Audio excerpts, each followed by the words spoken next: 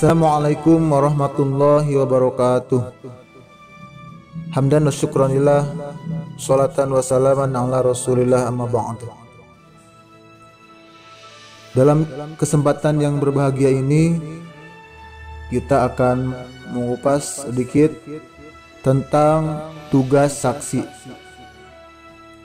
Tugas saksi di TPS. Sebagaimana yang kita ketahui bahwa di pemilihan umum tahun 2019, saksi itu nanti dibimtek oleh Bawaslu. Jadi termaktub dalam undang-undang juga PKPU bahwasannya saksi itu dibimtek oleh Bawaslu.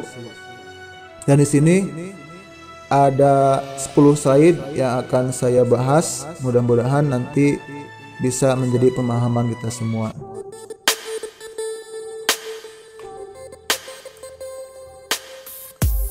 Yang pertama, saksi harus mempelajari dan memahami aturan teknis pemungutan, penghitungan, dan rekapitulasi suara. Jadi di sini saksi sedikitnya harus paham tentang aturan teknis di TPS. Caranya bagaimana? Misalkan datang ke KPPS, silaturahim, bincang-bincang sedikit. Bahkan sekarang di KPPS itu sudah ada buku panduan tentang teknis pemungutan dan penghitungan suara.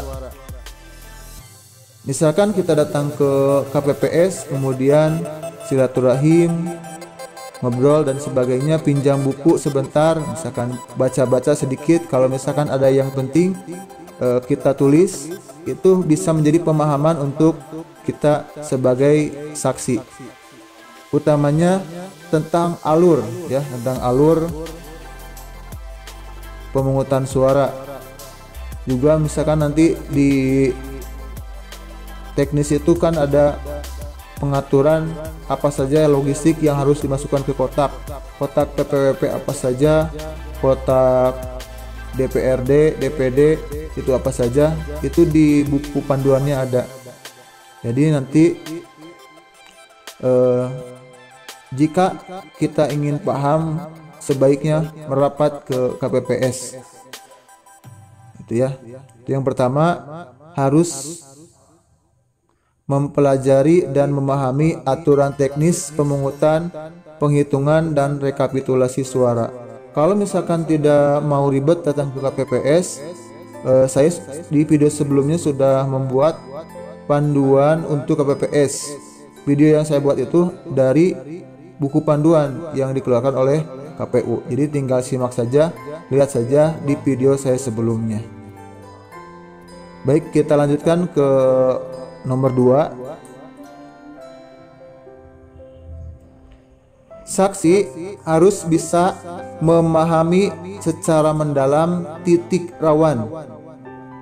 Titik rawan di sini jadi kira-kira di TPS tersebut apa saja yang menjadi kerawanan pelanggaran. Nah, itu harus bisa diinventarisir oleh saksi. Jadi saksi harus cari tahu, baik itu dari masyarakat atau datang misalkan ke sekretariat Panwaslu atau misalkan ke PKD dan sebagainya, bisa bertanya tentang titik rawan. Karena di Bawaslu pun itu diinventarisir tentang titik rawan. Dan juga saksi harus paham tentang jenis pelanggaran pada tahapan pemungutan, penghitungan, dan rekapitulasi suara. Sehingga kalau misalkan saksi sudah paham bahwasannya pelanggaran yang mungkin terjadi di tingkat TPS, itu bisa jadi nanti apabila ada terjadi tindak yang diduga pelanggaran, kita bisa membuat suatu aduan yang dibuat nanti di POM model C2. Jadi saksi harus bisa memahami secara mendalam titik rawan dan jenis pelanggaran pada tahapan pemungutan, penghitungan, dan rekapitulasi suara, serta memahami modus dan pola pelanggaran yang potensial terjadi pada tahapan pemungutan, penghitungan, dan rekapitulasi suara. Untuk bisa memahami, saya ada sedikit kasus ya, contoh kasus yang terjadi beberapa kabupaten kota, minimalnya ada 24 kasus kalau tidak salah. Itu sudah saya share linknya di deskripsi video saya sebelumnya tentang cara pengisian model C. Nanti bisa dilihat saja, cari di deskripsi cara pengisian model C1. Ya. Selanjutnya, nomor 4.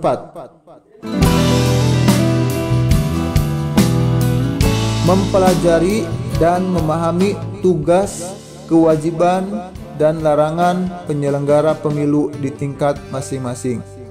Nah, ini untuk tugas, kewajiban, dan larangan penyelenggara pemilu itu tertuang dalam buku panduan KPPS. Jadi bisa dilihat atau misalkan pinjam atau bisa cari di video saya sebelumnya apa saja yang menjadi kewajiban dan tugas KPPS. KPPS itu kan ada 7. Itu tugasnya beda-beda. Tugas yang paling sakral adalah tugas ketua. Jadi bertanggung jawab sepenuhnya tentang pelaksanaan pungut hitung tersebut. Tuh, saksi harus paham ya, mempelajari dan memahami tugas, kewajiban, dan larangan penyelenggara pemilu di tingkat masing-masing. Selanjutnya nomor 4. Saksi harus memahami hak dan larangan saksi sesuai peraturan. Yang pertama, salah satunya adalah saksi punya hak untuk menyampaikan aduan.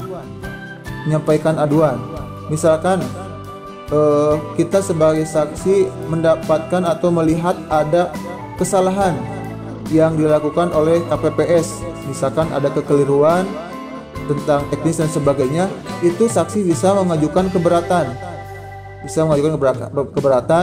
Atau misalkan berkoordinasi dengan pengawas TPS. Nanti misalkan bisa pengawas TPS yang memberikan suatu himbauan kepada KPPS untuk melaksanakan apa yang seharusnya dilakukan. Kemudian salah satu hak dari saksi adalah menerima salinan model C1 plan C1. Jadi salinan berita acara. Salinan berita acara itu saksi punya hak karena di PKPU 3 tahun 2019 pasal 62 di ayat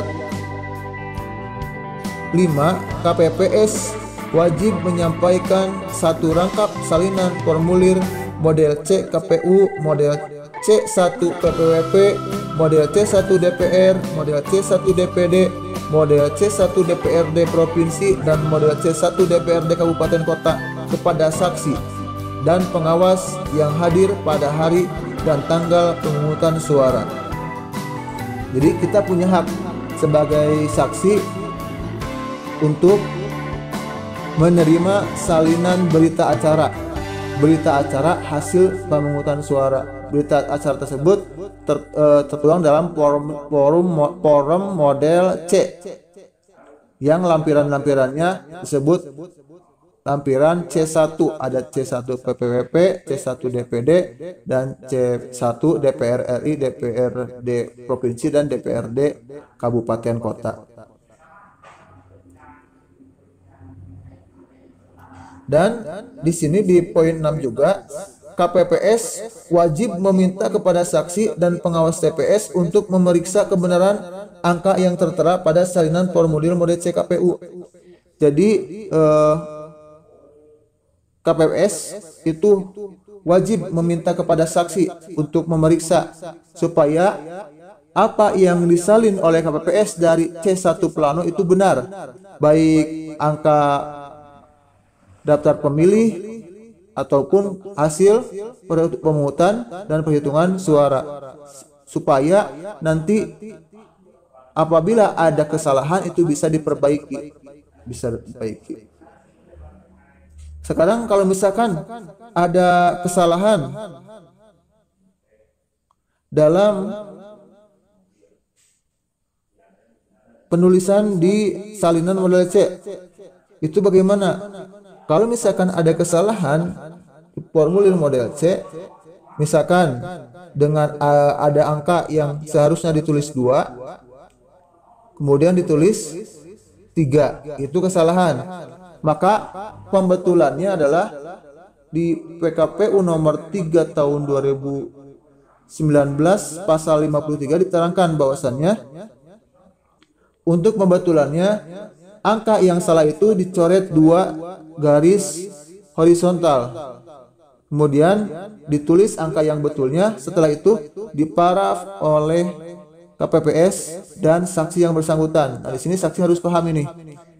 Ini penting karena mungkin saja terjadi kesalahan seperti itu. Apabila terjadi kesalahan, maka itu harus diparaf oleh KPPS dan saksi. Saksinya saksi yang berkaitan dengan pemilihan tertentu. Kalau misalkan pilihan presiden, berarti saksinya harus saksi presiden. Kalau pemilihannya pemilihan DPD, berarti harus saksi DPD. Kalau misalkan pemilihannya DPR RI, DPD, DPRD kabupaten atau kota, DPRD provinsi, maka saksinya saksi parpol. Seperti itu. Jadi intinya saksi harus paham hak dan larangan sebagai saksi. Kalau larangan apa saja saksi? Yang pertama, saksi dilarang menggunakan atribut partai politik. Jadi jangan sampai kita sebagai saksi datang ke TPS untuk menyaksikan pemungutan dan penghitungan menggunakan atribut partai, tidak boleh. Nanti itu akan dikeluarkan.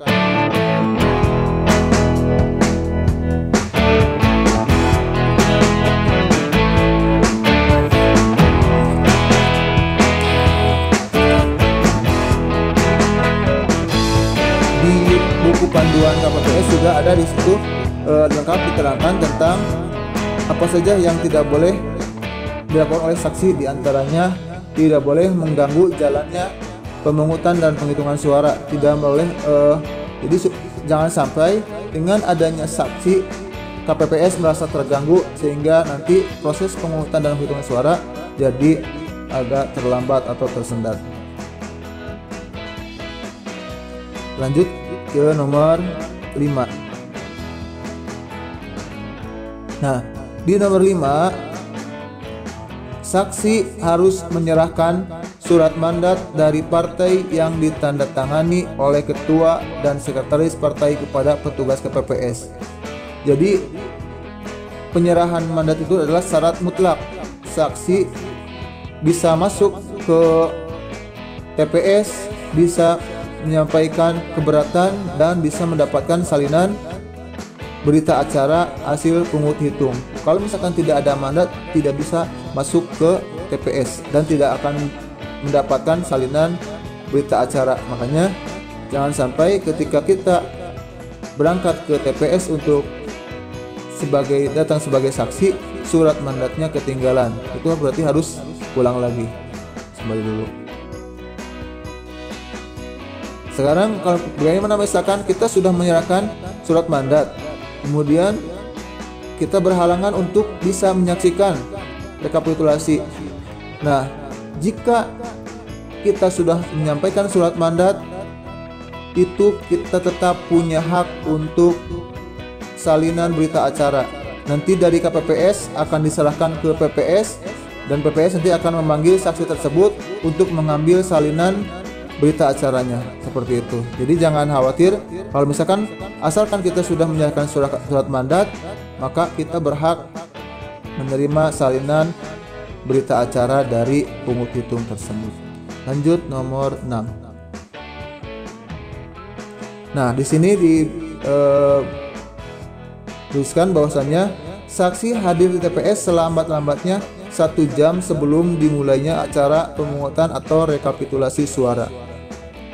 Jadi di sini menurut undang-undang bahwasannya ketika saksi belum hadir di TPS, maka TPS tidak diperbolehkan untuk membuka kegiatan pungut hitung. Tidak diperbolehkan. Jadi acara sumpah dan sebagainya itu harus menunggu dulu datangnya saksi.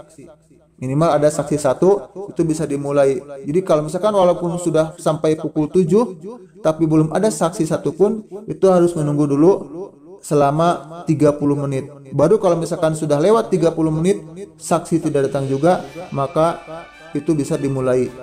Seperti itu. Dan sekarang bagaimana kalau misalkan kita datangnya sebelum rekapitulasi? Nah, kalau kita datang sebelum rekapitulasi, kita tetap berhak menerima salinan berita acara. Tapi kalau misalkan proses rekapitulasi sudah mulai menghitung, itu mohon maaf, saksi tidak akan bisa mendapatkan salinan model C ya. Kecuali kalau mandatnya sudah diberikan dari awal. Seperti itu. Lanjut ke nomor 7. Nah, di sini tugas saksi yang lumayan berat, yaitu mengawasi dengan seksama perolehan suara partai. Mengawasi dengan seksama perolehan suara partai. Jadi minimal kita harus bisa meyakinkan bahwasannya KPPS itu tidak ada kesalahan dalam penyebutan hasil coblosan itu. Dan juga fokus pengawasan harus ke hasil coblos. Jangan sampai hasil coblos itu tidak sesuai dengan ketentuan. Misalkan yang seharusnya sah jadi tidak sah, atau sebaliknya yang seharusnya tidak sah jadi sah. Maka saksi harus paham tanda coblos apa saja yang sah, dan sahnya itu untuk parpol atau untuk calon. Makanya diusahakan bisa memahaminya. Di channel-channel YouTube yang lain itu sudah dipaparkan tentang tanda coblos. Silakan cari saja di internet, itu banyak. Terkait mengawasi dengan seksama perolehan suara partai, saksi harus paham tentang C1 plano ya. C1 plano adalah lampiran model C, lampiran berita acara untuk menginput hasil perhitungan suara pertama. Jadi ketika surat suara dibacakan, kemudian ada yang memperoleh surat suara, itu yang pertama kalinya dimasukkan ke model C1 plano. Baru nanti setelah C1 plano selesai diisi, surat suara sudah dibacakan semua, tidak ada keberatan dan sebagainya, KPPS menandatangani C1 plano, saksi juga menandatangani C1 plano, maka baru ke C1-nya. Seperti itu. Jadi minimal ada gambaran lah untuk saksi tentang pengisian C1 plano. Jadi C1 plano utamanya untuk saksi parpol ya, untuk saksi parpol itu kan nanti ada suara partai, ada suara anggota dewan. Jadi untuk suara partai paling atas ada suara anggota dewan. Jadi misalkan nanti si pemilih itu ada yang tidak memilih anggota dewan tapi mencoblosnya masih di kotak atau di dalam garis partai tersebut, maka itu suaranya masuk ke suara partai. Seperti itu. Lanjut ke nomor 8. Kalau tadi mengawasi, sekarang mengawal dengan seksama perolehan suara partai. Kita kawal utamanya partai yang kita amati mandatnya. Jangan sampai suara partai kita ada terindikasi dicurangi. Jangan sampai ya. Itu harus mengawal dengan seksama. Makanya siapkan energi dari sekarang. Jangan sampai ketika kita pengawasan kita berada dalam kondisi yang tidak maksimal, yang kurang fit. Jadi siapan mental dan sebagainya. supaya nanti pas pengawasan kita benar-benar, utamanya ketika pengucapan sah dan tidak sahnya, kemudian penulisan ke C1 plano itu benar-benar harus diperhatikan. Lanjut nomor 9. Nah, di sini salah satu tugas saksi apabila menemukan dugaan tindak pelanggaran atau misalkan ada hal-hal yang tidak sesuai prosedur di pungut hitung, maka saksi harus sesegera mungkin menyampaikan keberatan tersebut secara langsung kepada petugas penyelenggara pemilu apabila ditemukan pelanggaran atau atas aturan teknis pemilu. Itu nanti keberatan saksi dimuat dalam berita acara khusus, yaitu dalam formulir model C2, yaitu formulir kejadian khusus. Itu. Lanjut terakhir nomor 10. Nah, menandatangani berkas dan sertifikat perhitungan suara. Saksi itu harus menandatangani C1 plano dan lampiran model C juga di berita acara. Itu saksi harus menandatangani. Jangan sampai saksi tidak menandatangani. Dan terakhir nanti saksi menandatangani serah terima C, model C dan model C1 seperti itu. Itulah mungkin tentang sedikit hal-hal yang berkaitan dengan tugas saksi. Jika sekira masih belum paham, nanti bisa ditanyakan di kolom komentar. Mudah-mudahan pembahasan kali ini ada manfaatnya. Dan di sini apabila misalkan ingin lebih paham lagi, saya sudah membuat video di beberapa hari sebelumnya, ada tentang cara pengisian formulir model C1, ada simulasi pengisian formulir model C1, ada penjelasan panduan KPPS, yaitu buku panduan untuk KPPS. Ada juga tentang formulir-formulir apa saja yang ada di TPS. Itu sudah harus paham saksi, supaya nanti ketika kita menjadi saksi, apabila ada hal-hal yang sekiranya tidak sesuai dengan prosedur, kita bisa melaporkannya. Itu saja mungkin, semoga bermanfaat. Subhanakallahumma wa bihamdika asyhadu alla ilaha illa anta astaghfiruka wa atubu ilaik. Assalamualaikum warahmatullahi wabarakatuh.